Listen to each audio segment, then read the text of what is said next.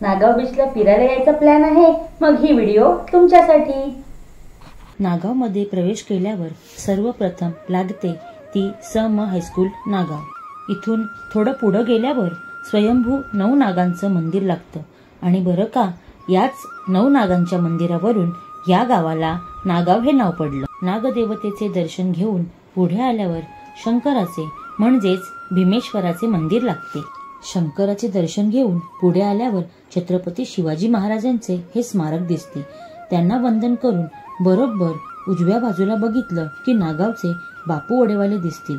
यांच्याकडचा वडा खाल्ल्याशिवाय आपण पुढे जाऊच शकत नाही।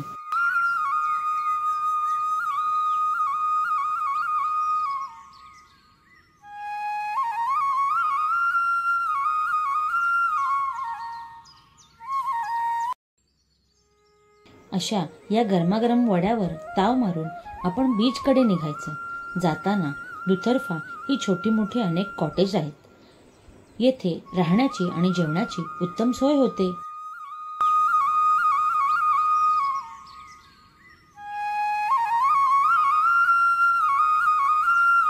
आणि हा आहे नागावच्या निसर्गरम्य मुकुटातला हिरा, म्हणजेच नागावचा स्वच्छ आणि सुंदर समुद्र किनारा।